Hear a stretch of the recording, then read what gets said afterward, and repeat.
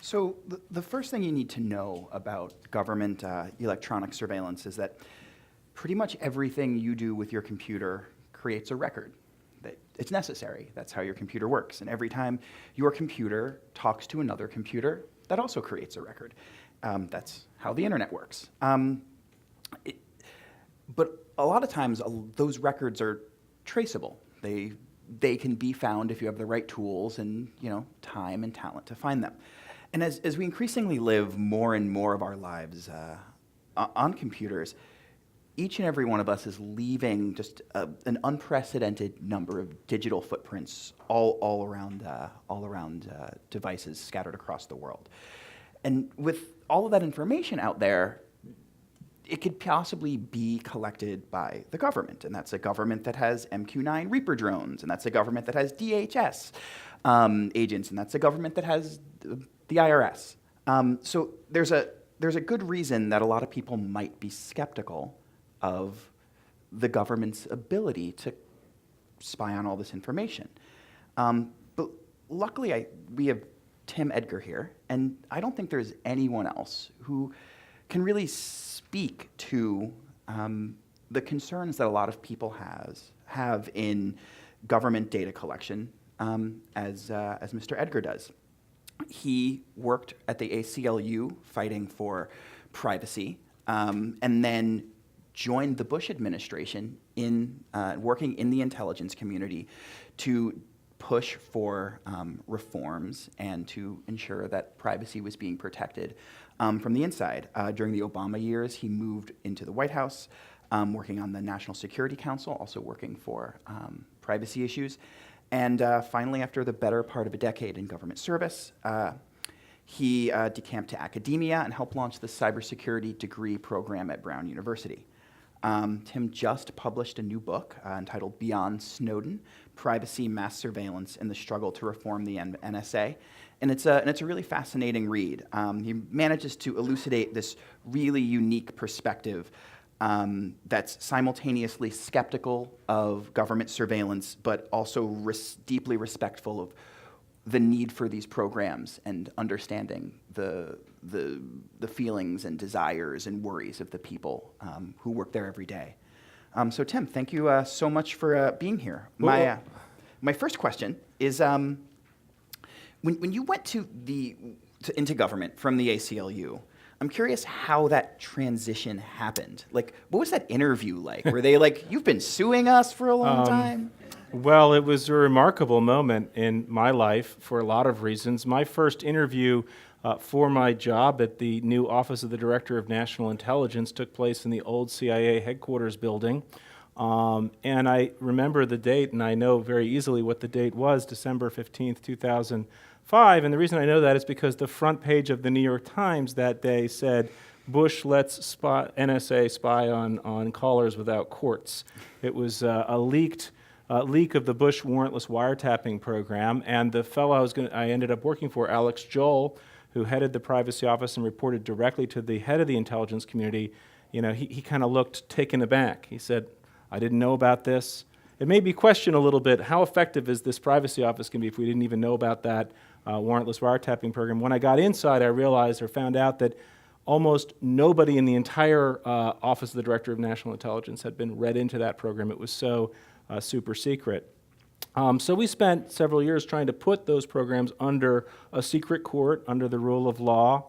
The culture clash was pretty remarkable for an ACLU lawyer. Just two anecdotes. One is that when I did my polygraph, my security clearance polygraph, sitting there strapped to wires measuring my autonomous body responses, and the fellow asked me some questions about where am I, what's my name, am I feeling comfortable? Then he says, "Do you know any members of any terrorist organizations?" And I say, "Yeah, yes I do," because we were representing people who I had met who were later indicted for terrorism during the Bush years. This was not the answer that the polygraph operator expected to hear. And yet I reported who they were, and it worked out just fine. So It was a big clash. What I was surprised at, I suppose, was where we didn't clash. We did clash on secrecy a lot. That was the biggest clash, probably.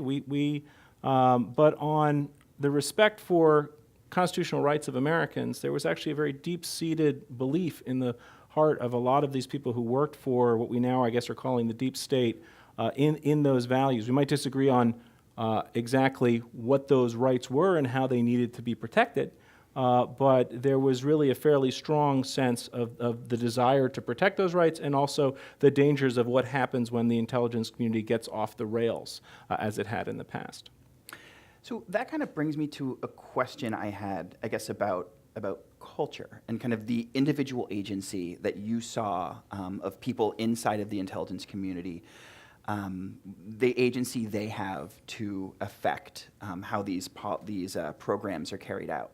How much of what happens and how much of what these people do is dictated by law, dictated by statute, dictated by kind of specific written policy, and how much of this is culture, how much of this is informal best practices, how much of this is the kind of larger beliefs that imbue these organizations? Well, it's a mix, but as I talk about in the book quite a bit, the intelligence community was given a lot of leeway when it came to spying, especially overseas. And in a global world, that has a huge impact on all of our privacy. We have a lot more connections with people overseas today. A lot of our data is flowing across international boundaries, and the intelligence agencies, the NSA, may not know where people are when they're doing this surveillance. So when you give people that much discretion to spy on people overseas, it can't help but have an impact on the privacy of everyone in the world, including Americans. And I would say that our laws were woefully out of date. They didn't protect our privacy well enough. And as much as I saw a lot of fidelity to the rule of law by those people who worked for the agencies, and I think that it was frustrating, actually. Secrecy prevented an open conversation about what the impact of these programs really was. And of course, some of that is self-interested. You know, who wants to go out there and say, hey, we've got this really controversial spying program. The secret court has told us it's okay. Our lawyers say it's okay. We've done a bunch of compliance reviews by people like Tim, and they haven't found any deliberate or intentional abuse. But we think it's something the public really should know about and debate because maybe they don't agree with us about that. And that's kind of what we're asking people to do. And I think that's too much to ask. I talk about in the book how that was my role, that was partly my role, was to point those things out.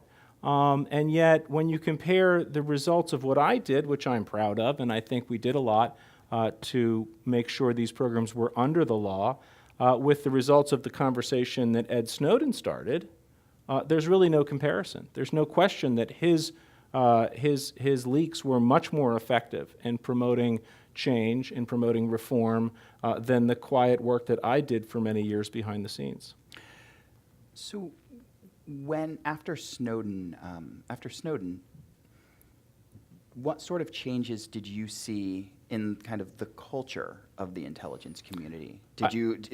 Was it outside of the larger conversation? Were the conversations that were happening internally any different? Yes, I think they were, and I think one main reason for that is that the reaction to Snowden was not what the national security state expected. I think they expected that the public would turn against him. Here's a person who broke the law, stole documents, gave them to journalists, goes off to China and then Russia. Well, obviously the public is going to see him the way that many people inside the national security establishment saw him, which is as, if not a traitor, something close to that. But that's not what the public saw at all. They said, this guy looks like he's trying to tell us about some very significant changes to surveillance and provoke a public conversation and debate. And I think that surprised them. I know it surprised me, actually. I was surprised at that openness that the public had to that conversation. I saw a couple of big changes. One is a real shift on the issue of transparency. My old office, the Civil Liberties and Privacy Office, even changed its name to the Civil Liberties, Privacy, and Transparency Office. A lot of people don't know this, but many of the revelations about NSA surveillance that we saw in the few years after Snowden's leaks actually came from documents the government themselves put out through a website called I See on the Record. As one of my students told me once, this is the most boring Tumblr I've ever seen in my life.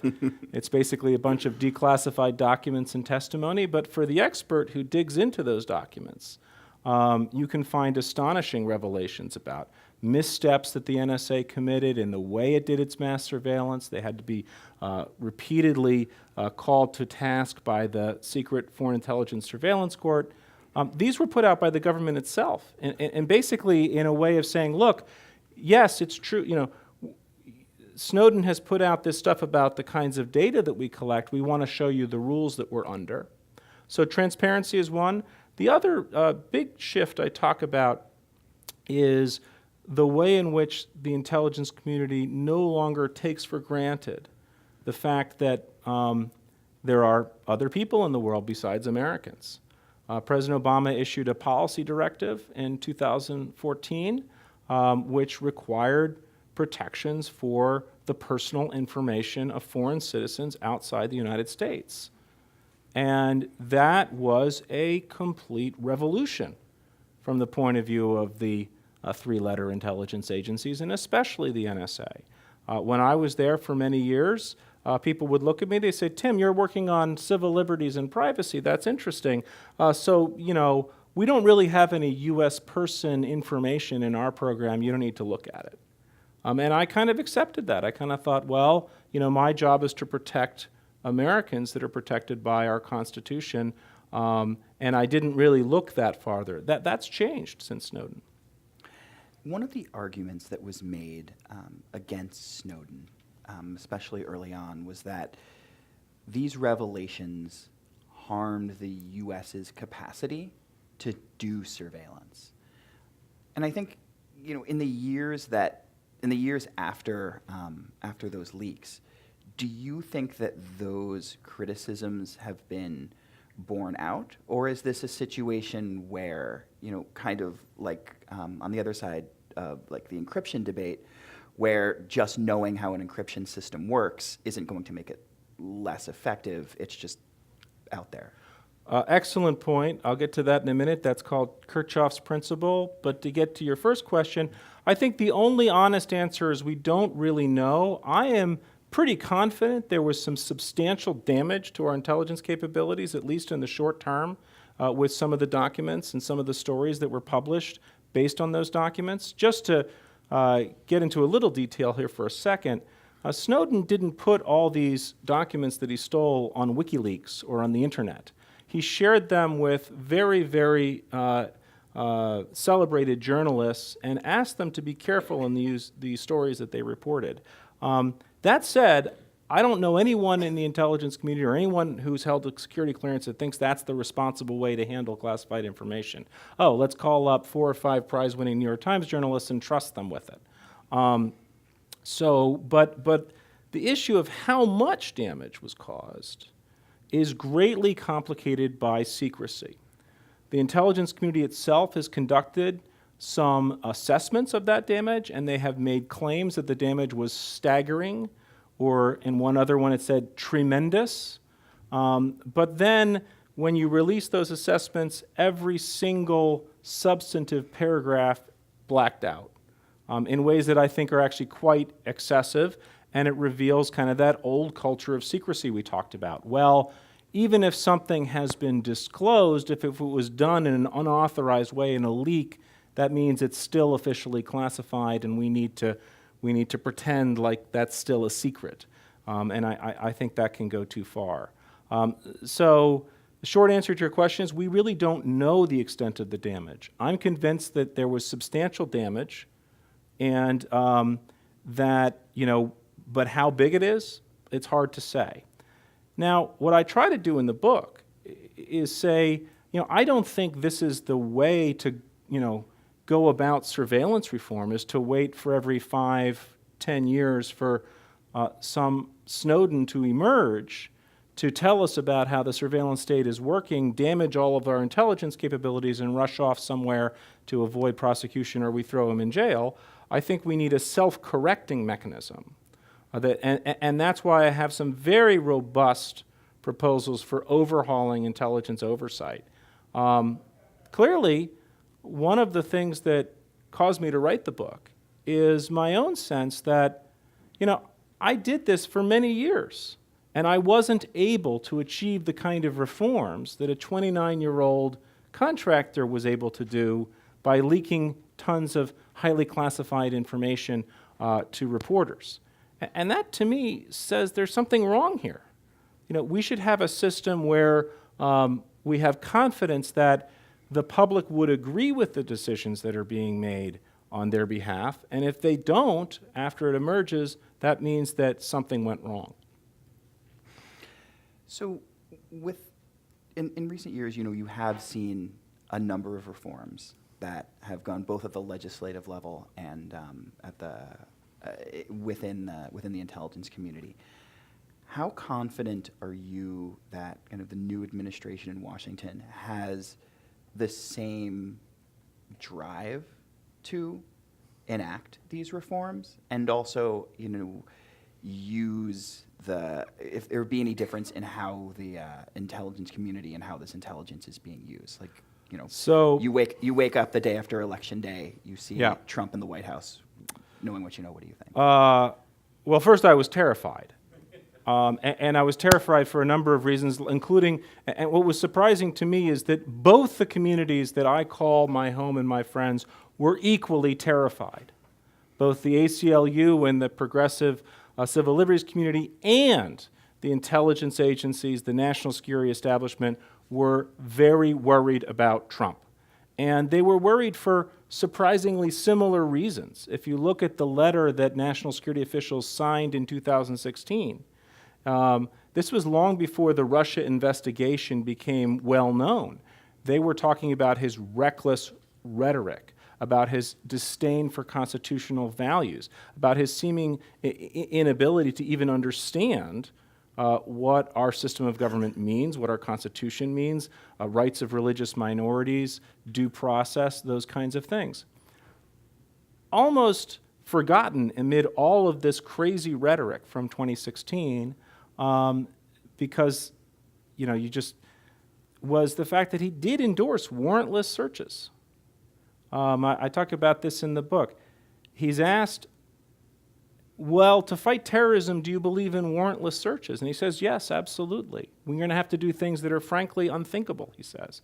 Then he's asked a follow-up question about whether there should be a registry for Muslims, and he seems to agree with that. Now, obviously, that second question got more attention than the first. But the first, he never retweeted. The second, he kind of had to walk back a little bit because there was such a firestorm. So I was very worried about that. After the initial 6 or so months, things started to settle down in a way that we've seen kind of a real split in the Trump administration. His director of national intelligence, Dan Coates, former ambassador to Germany, former senator, has adopted positions that I don't think would be particularly different than those that a Hillary Clinton director of national intelligence would do. Now, that doesn't mean that they're necessarily positions I agree with. But I do think that, let me give you an example, those rules to protect the privacy interests of foreigners. My colleagues thought, well, those are out the window on day one.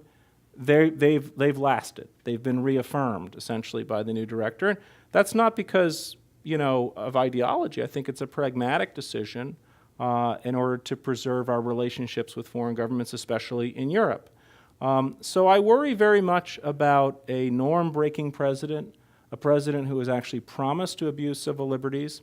And right now we're all sort of hoping and praying that those brave souls in the intelligence community hold fast to their oath to the Constitution, and I hope that too, but I don't think that's good enough. I think we need to do a lot more reform to recognize the fact that power can be abused. And now we have a very dramatic example of someone who at least has the open intent and has said that he would abuse such power.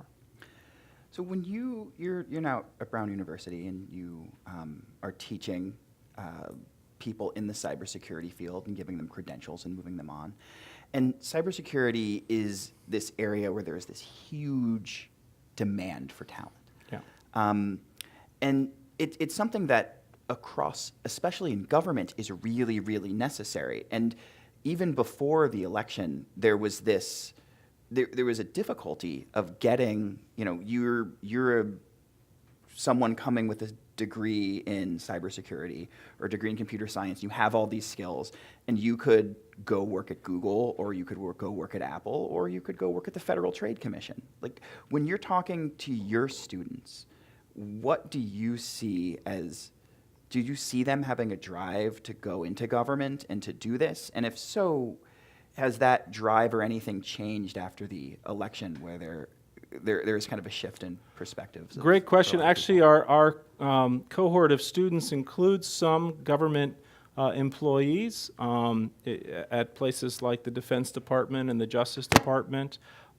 So I do think there's still a lot of patriots that are motivated to go work for the government and make a difference, as I was. I do think that there's worry and concern about this administration that may have settled in because of the sort of strange way in which the president seems to have been disconnected from the people who run the government and his own agencies. So I think it's an unstable situation in that respect. Recruiting talent is difficult for the government because they can't compete on salary, they can't compete on a whole other range of issues. It got the former director of NSA, Lieutenant General Keith Alexander, in some trouble. We could talk about this a little bit more, but the famous question where Senator Ron Wyden grills the head of the intelligence community, Jim Clapper, about bulk collection, where Jim Clapper denies that it's happening, and it later turns out that was not true. That question came because of Senator Wyden's annoyance at a speech that General Alexander had given at DEF CON, trying to recruit people to work for the NSA doing cybersecurity. So they said, send out, the director of NSA, send him to hacker conventions to recruit talent. They dressed him up in a T-shirt and ripped jeans so he would fit in. He did not fit in. I see that picture. It was the most uncomfortable. I've seen General Alexander in many meetings, always impeccably dressed in his uniform, and in ripped jeans and a T-shirt, he looked incredibly uncomfortable. And he said, in that question, he got a question from the audience, from the, tech community. Hey, does the NSA have a file on everyone? And he kind of dismissed it, and he says, no, absolutely not. Of course we don't. And that's what irritated Senator Ron Wyden, and that's why he asked General Clapper in that hearing several months later that famous question. So that just gives an example of that culture clash that you asked me about earlier. I think sometimes the intelligence community, like any culture, can get very insular, although in the case of the intelligence community, it's even more insular because of the secrecy.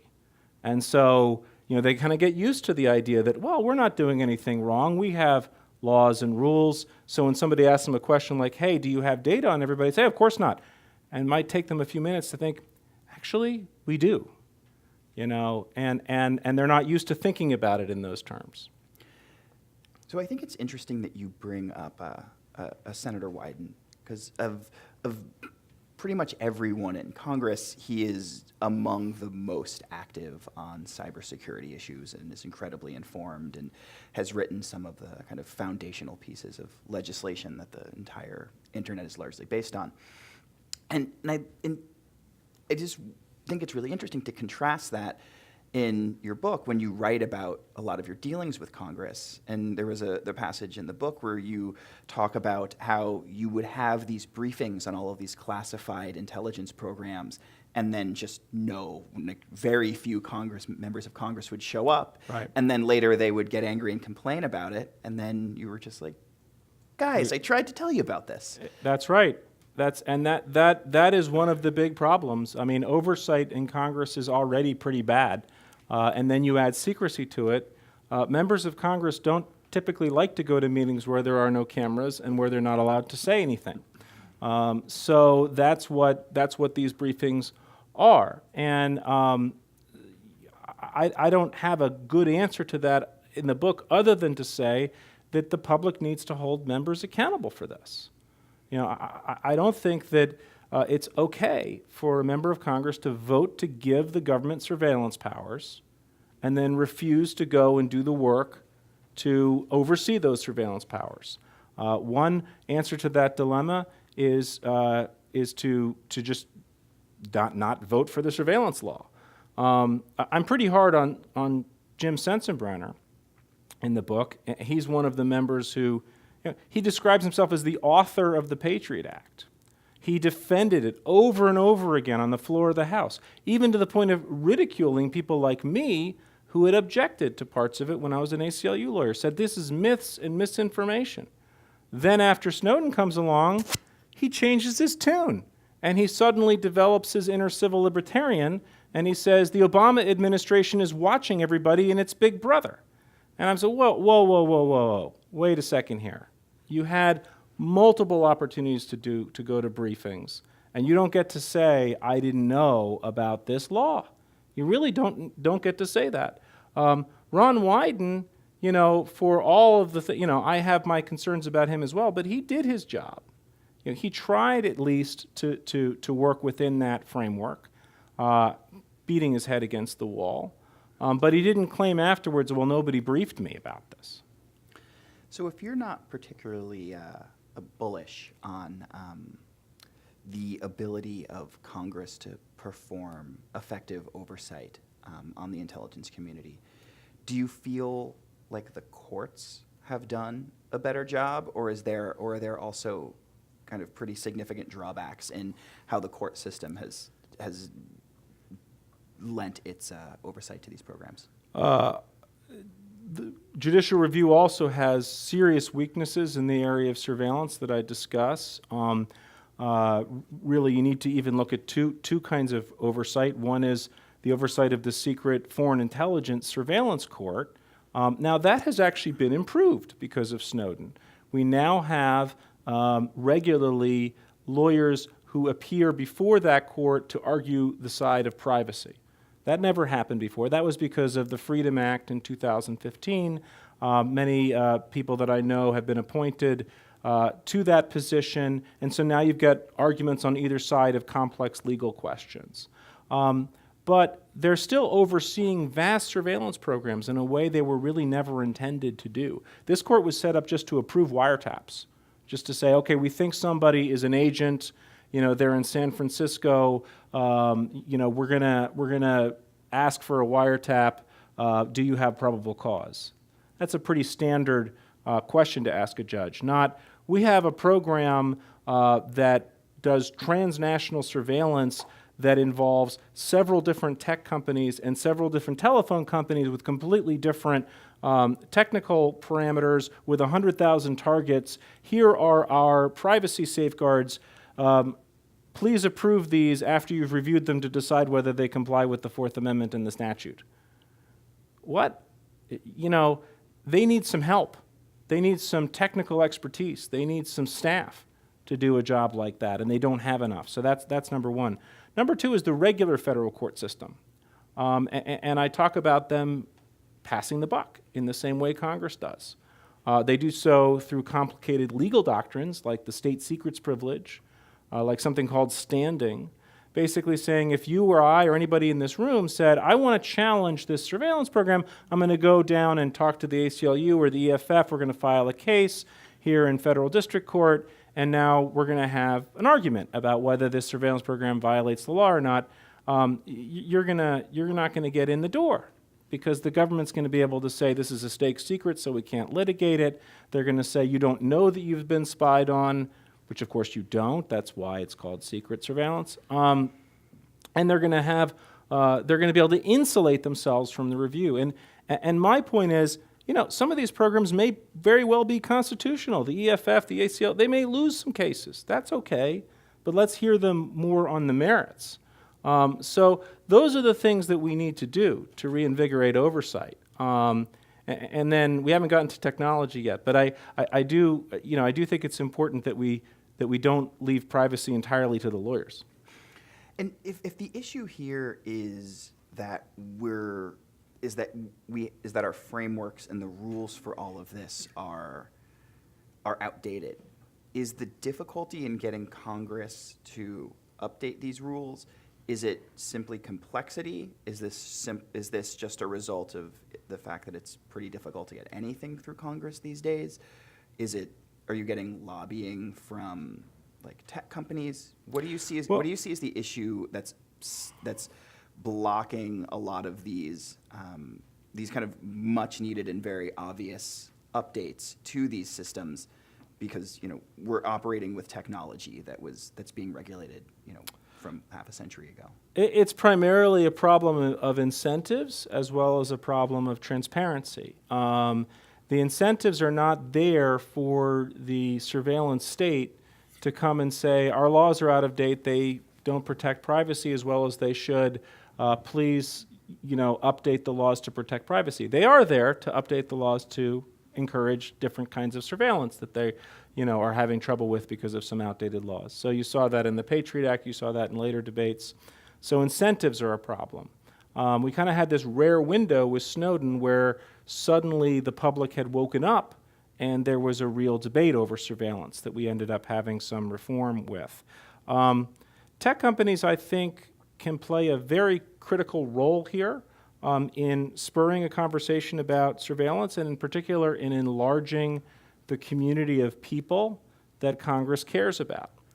I was criticized by one reviewer, a person I respect very much, who said, well, Tim doesn't tell us enough about the specific changes he would make to the law that Congress is reviewing this year, that is Section 702 of FISA. And I guess I have two answers to that. One is, a lot of readers told me that as soon as I said Section 702 of FISA, their eyes glazed over. So I really made sure that I didn't talk about stuff quite at that level of detail as much as I could avoid it.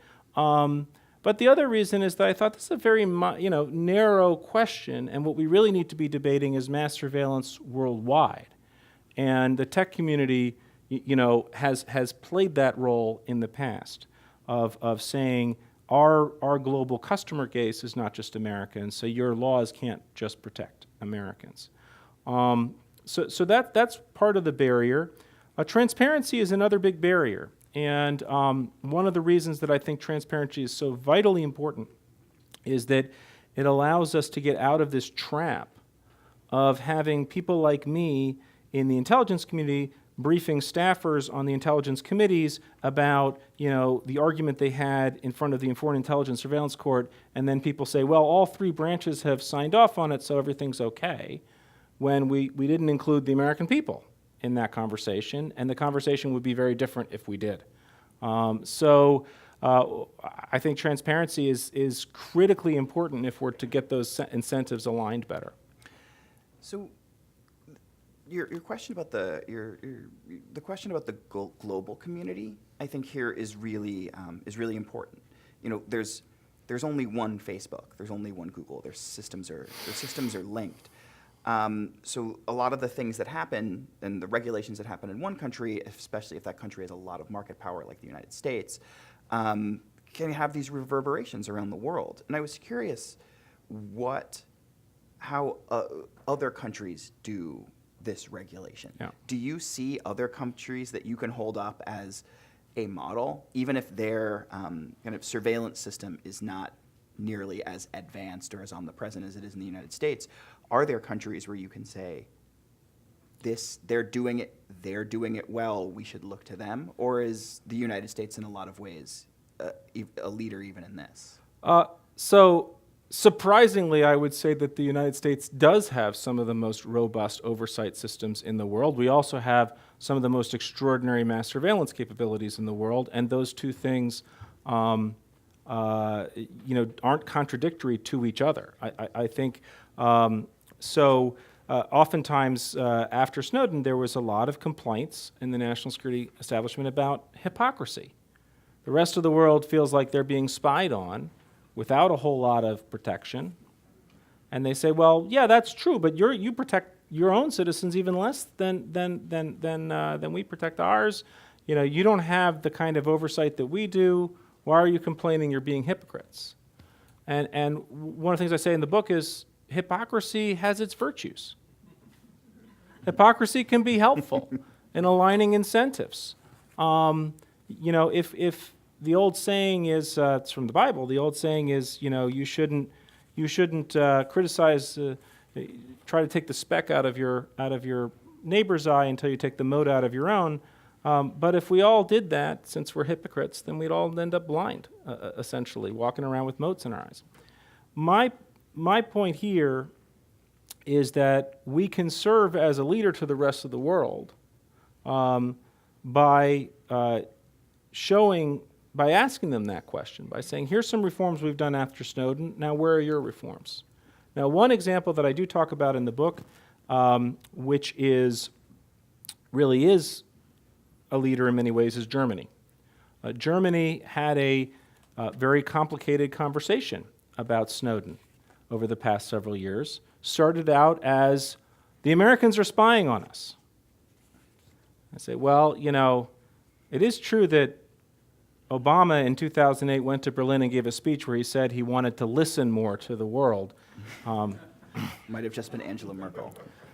And so he did warn you. But yes, so the Germans were first angry at the Americans, at the NSA. They wanted to know who in the German government allowed this to happen to us. But then they found out Germany has a very substantial and sophisticated intelligence service which is doing a lot of its own mass surveillance. They sit on the internet hub for Central Europe that goes between Central Europe and the Middle East. They have, they have a history of totalitarianism, obviously, and therefore laws that protect privacy. But they weren't doing much to protect people outside their own society. Does that sound familiar? They were doing basically the same thing we were in many ways. They had something called the G10 Commission, much like our Foreign Intelligence Surveillance Court for domestic surveillance. They didn't really have anything for foreign surveillance. I went over there in 2016. I testified before the Bundestag. And I'd like to say it was all because of my testimony, but within a few months they adopted a new law that, for the first time, provided some oversight and protection for external surveillance, for surveillance of non-Germans outside of Germany.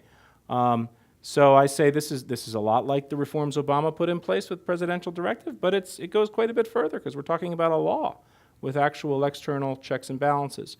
So I think what I say is that we should be competing with other countries in trying to reform our surveillance system and trying to have a better surveillance system that incorporates protections that will give our citizens some confidence.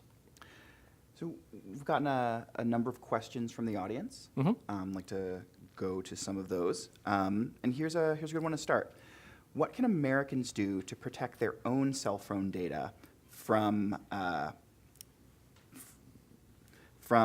this question is specifically looking at what happens at the border from like TSA searches and kind of what the rules and privacy people have there. But I think I'd like to expand that also to a little broader. Yeah. Are there individual steps that people can take, not just at the border, but in general, if they want to kind of keep themselves safe from NSA spying? Okay, so two thoughts there. One is there's been a lot of focus on protecting your data. I think that's a very good focus because we have huge cybersecurity problems, and government surveillance is only one of those things we need to worry about. I don't want that to overwhelm the public policy discussion about reforming how surveillance works, because none of us are going to be able to protect ourselves against the most sophisticated nation states in the world, especially our own. On the specific border search question, I would say, I kind of feel like I want to be searched at the border because I want to challenge this border search exception as applied to data. I think there's a lot of good ways of challenging the way in which that's been interpreted by DHS. And so I look forward to an ACLU or EFF case that, makes the case that just because you're at a border doesn't suddenly mean that there's carte blanche to search everything. So TSA, if you're listening, searched him cell phone? Sure, but yeah, I mean, look, anybody who's traveling has to be concerned about any government that has access to their devices. But this is another example where I actually think that we're setting the wrong example to the rest of the world. The last thing we want to do is, one policy that I thought was particularly intrusive is the idea that people who cross the border suddenly have to give up their social media accounts. That to me is simply nutty. No, you don't have to do that. You shouldn't have to do that. We shouldn't be setting the precedent that that's okay. The next time I travel abroad, I certainly do not want somebody else's border security guard asking for my Facebook, account and my Twitter account and things like that. I would tell them we shouldn't be encouraging that kind of behavior.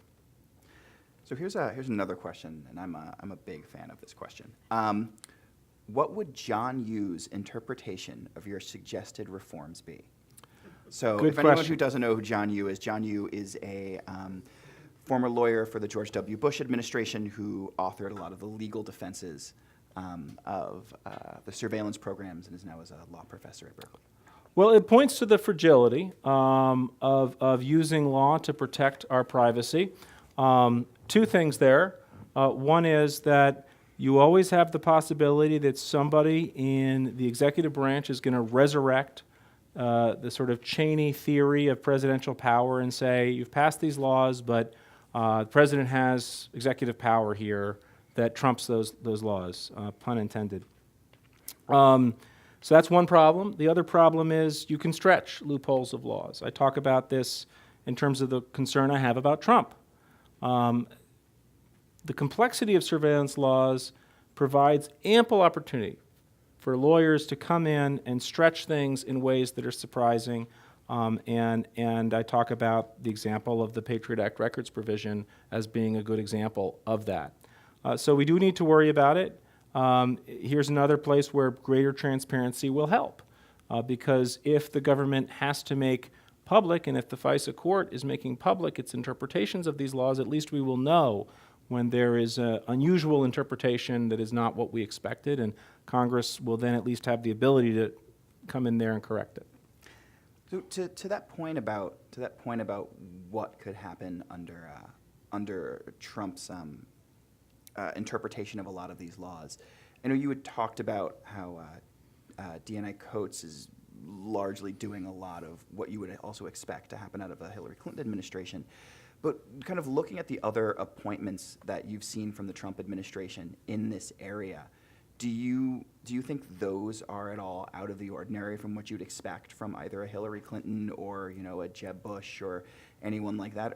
Is the staffing that you're seeing in the Trump administration in the kind of oversight of the intelligence community, is that at all concerning, both in terms of the people that have been put in place and also in terms of all of the positions that the Trump administration has not filled? So in terms of the unusual appointments, I talk about Bannon, I talk about Michael Flynn, I talk about Sebastian Gorka in the book. They're all gone, thank goodness. But those are just truly shocking appointments when you think about them for more than 3 seconds. It's extraordinary that people like that would have been put in those positions at all. So it shows the danger, I think. We still have Jeff Sessions as Attorney General. We still have Stephen Miller working at the White House. These are people with an ideological bent that would cause them to stretch the law, to permit greater surveillance, and I think what they need is a triggering event, something like a substantial terrorist attack by ISIS or some group that was linked to what Trump used to insist needed to be called radical Islamic terrorism until McMaster told him that was a stupid idea, which anybody who'd ever worked for the national security establishment can tell him it was a dumb idea. So I worry about that. I have a paper coming out soon comparing Trump and Nixon, And I'm thinking a little bit about some of those domestic surveillance programs under both Johnson and Nixon that were looking for foreign threats, just desperate to find them when they just weren't there.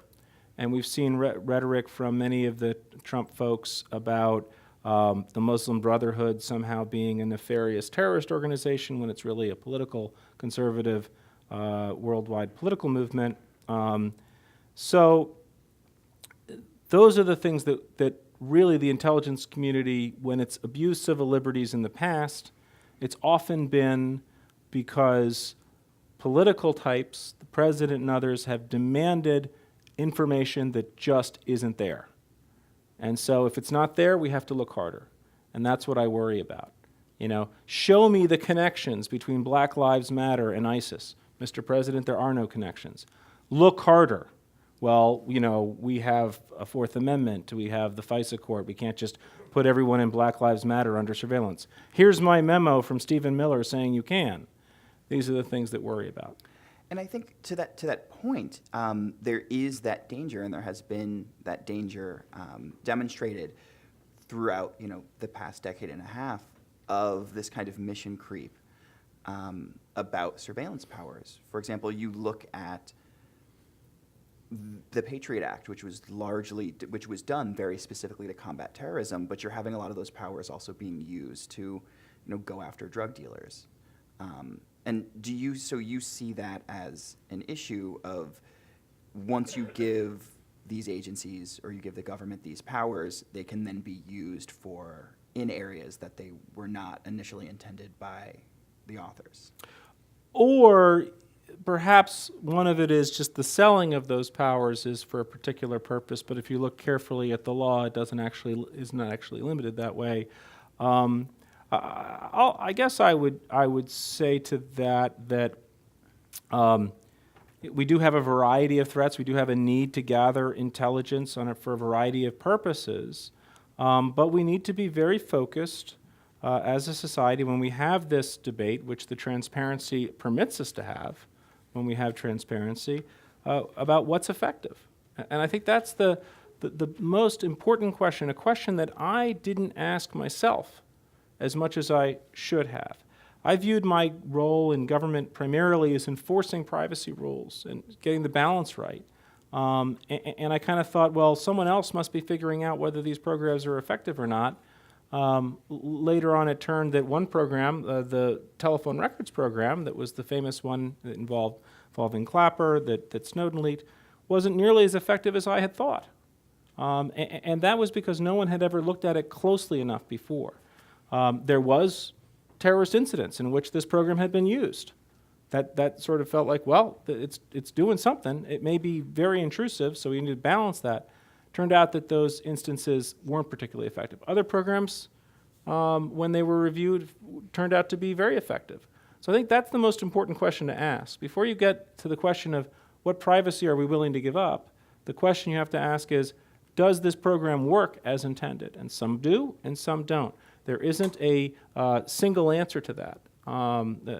You would think from the government's perspective, we have a program, it must be working, otherwise, we're not spending the taxpayers' money, so we have to explain why it's working.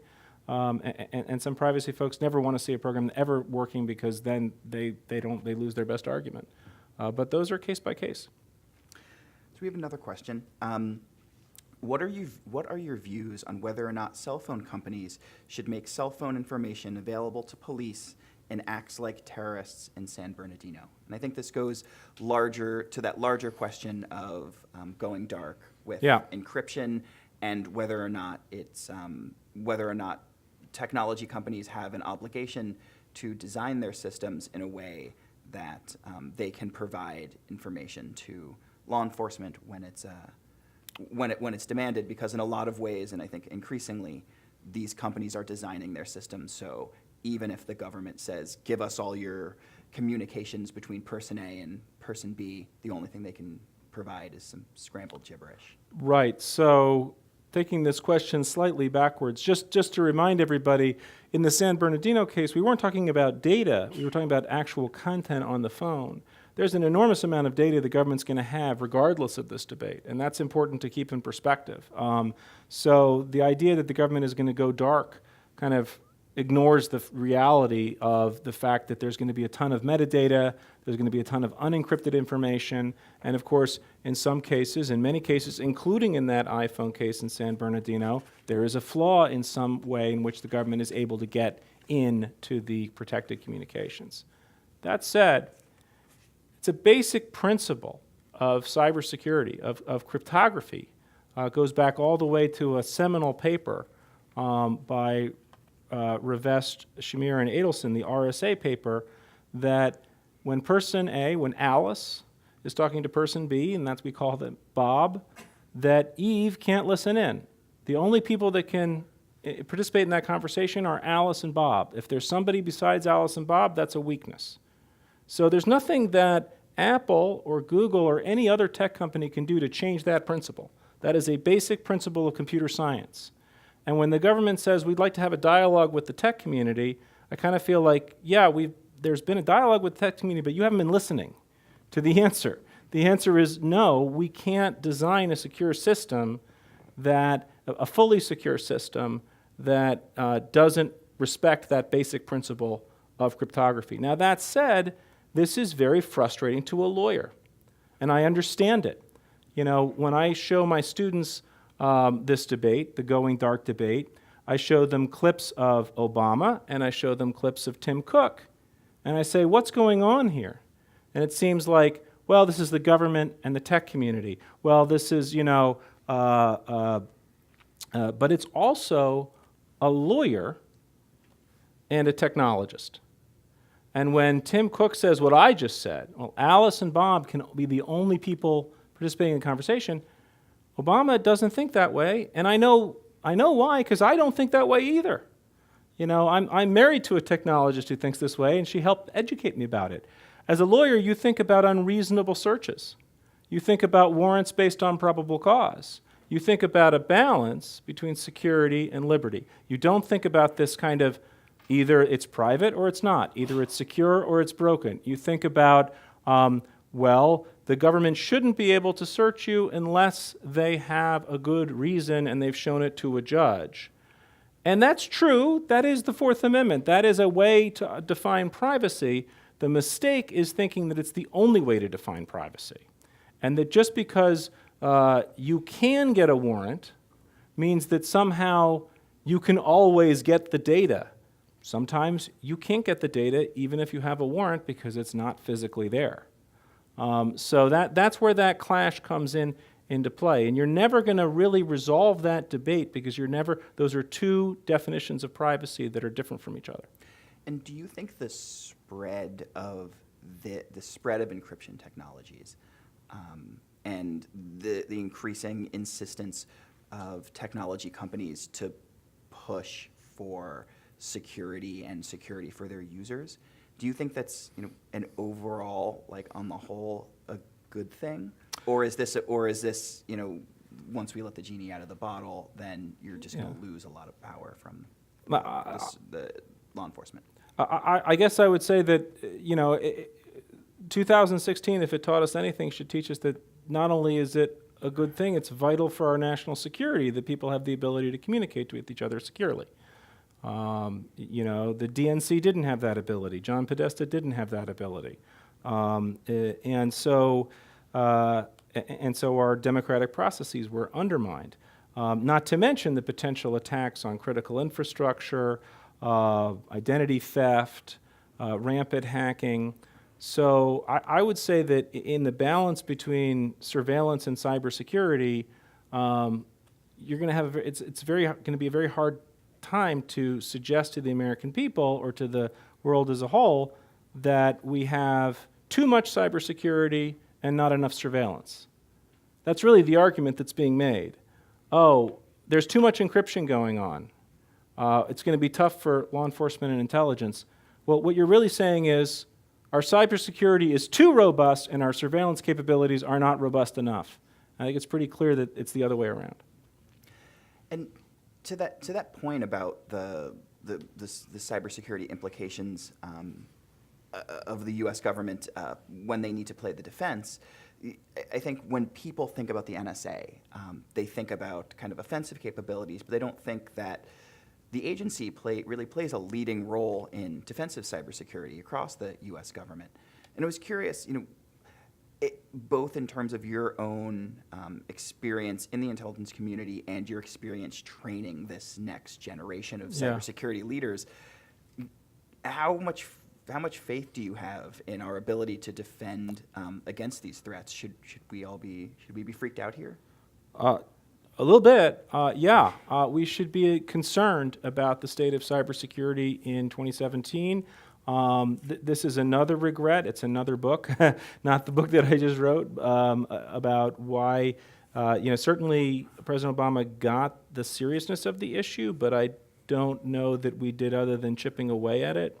So I think there are very significant and serious problems that we have, and one thing that frustrates me is that here we are 4 years after Snowden, and it's still difficult to get people, and 2016 election, it's still difficult to get people to take some of these concerns seriously, and in particular in the tech community.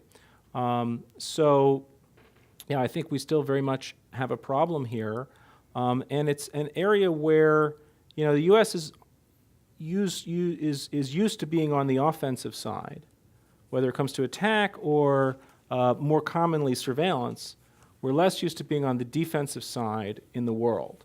And in 2016, when it came to the issue of Russian interference in the election, we were on the defensive side.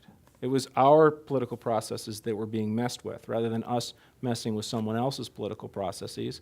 And that causes your perspective to shift a little bit when you're thinking about that. And it causes you to think about, first of all, how do we defend ourselves? And secondly, what kind of world do we want to live in? And do we want norms that make it more difficult to engage in this kind of activity? Because normally we've wanted norms that give us a lot of freedom of action. And the Trump administration and President Trump himself has said that he wanted to make cybersecurity a priority in the new administration, and said that he was going to have a task force and do a big upgrade to the government's cybersecurity capabilities. And they've released at least a little bit of kind of very cursory details about what that might theoretically look like. Do you see that coming from the government right now with any kind of real seriousness? I wish I could say something more positive, but he's saying the right things on the issue in some ways, but I think it's seriously undermined by his failure to take seriously the issue of what happened in the last election. Frankly, it baffles me. No one is arguing that he didn't get enough electoral votes to win the election. And so as president, he needs to take seriously what his intelligence community is telling him about what happened. Also, I think that the issue of going dark continues to frustrate the leadership ability of the government on issues of cybersecurity. Because when you have the people who deal with cybersecurity working with industry to try to secure their systems, and you have some of the most powerful people on the National Security Council, the FBI and other agencies that do surveillance saying, oh, no, we want somehow to make, bully companies into preserving the ability to look at content. I think that sends a mixed message. And it makes it easier for industry to kind of do its own thing because they're getting hit on different directions. But mainly, I think the problem with cybersecurity is just the fact that no one has really been able to figure out the right balance between sort of coercive government regulation of the kind we see in many other areas of life and the need to preserve both innovation of the tech sector and also important values of internet freedom, the right to write your own code the way you want it. I mean, do we want a government agency to check what programmers are doing and see if they made a mistake? Do we want to unleash lawyers on tech companies and say you made a mistake in your program and therefore we're not going to uphold your licensing agreements? these are tough conversations, and we really haven't had them. And I think it's really that question of where you draw the edges of regulation is also really tricky. For example, you have all of these issues with social networks and with a lot of sites where they're running all these algorithms, and the ultimate result is something that's illegal. It's discriminatory, just based on the code they've written. It wasn't intentional, maybe, but the result is something that violates law. And I think it's difficult for the government to go in and say, okay, give us your code, send us the link to all your stuff on GitHub, and then we're going to go through it. But what do you think is the relationship that, one, is ideal, and two, is happening and evolving between the government and these tech companies as they kind of try to suss out where they can voluntarily work together and where they need to be compelled? So it's a tough question, but I guess a few thoughts. One would be, we do need to tread a little bit lightly here, because I think the concern on the part of the technology industry that the government is going to come and mess things up is a genuine and real one that needs to be listened to.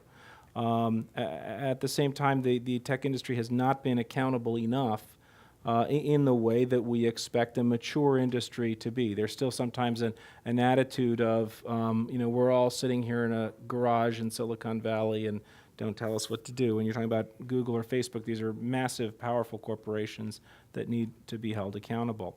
And that's an area where I think the immaturity of the tech industry in some ways has been a positive for the surveillance reform debate. One reason we had such a reaction to the Snowden revelations is that for the first time, in the 70s and earlier surveillance scandals, the participating private sector entities were the telephone companies. Telephone companies, highly regulated utilities, very used to dealing with the government, very used to dealing with the NSA and intelligence agencies. They don't have a libertarian bone in their body. But when you're talking about Yahoo and Google and Facebook, there's suddenly an antagonism there. And that antagonism, can be healthy when we're talking about how to reform surveillance.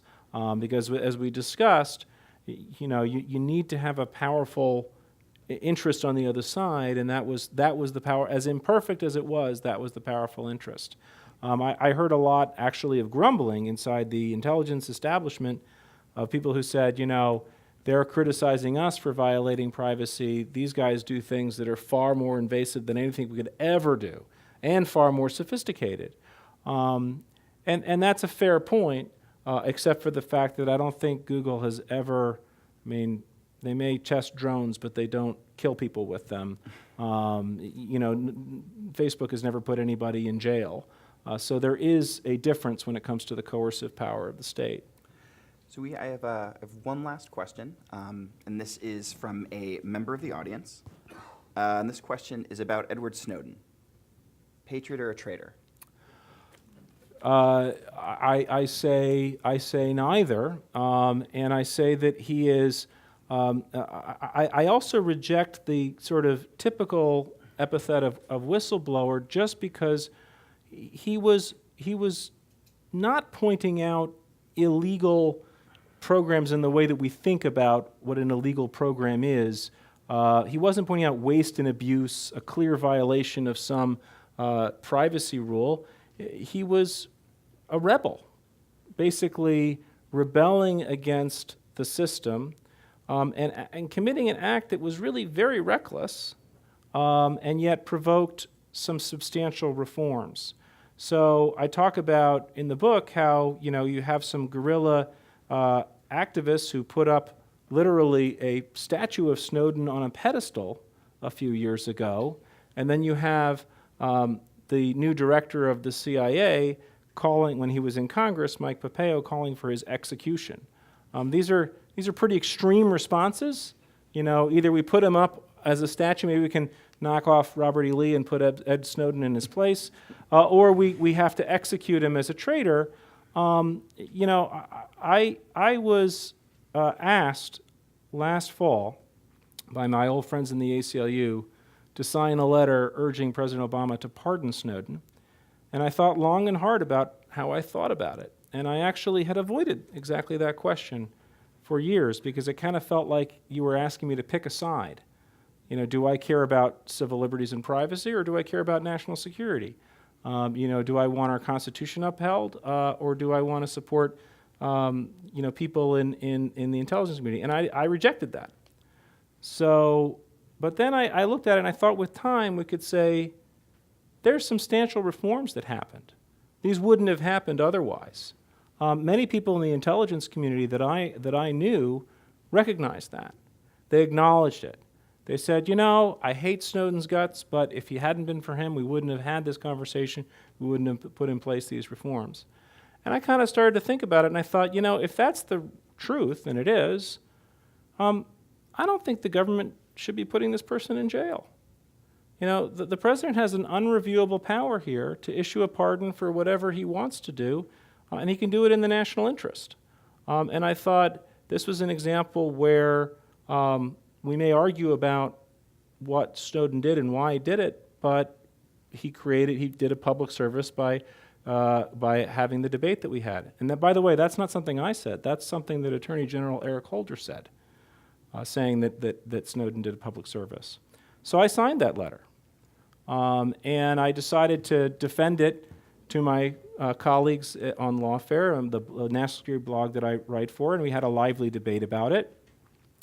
Ultimately, it didn't convince my former boss, President Obama, and so it looks like he's going to be stuck where he is for a long time to come. But I think that instead of putting Snowden on a pedestal, or instead of executing Snowden and demonizing him for the damage that his leaks may have caused, the thing that we really need to do is to move beyond Snowden and do the tough work of reforming mass surveillance so that it protects our privacy and still keeps us safe. Well, Timothy Edgar, thank you so much. It's been a great conversation. Thank you.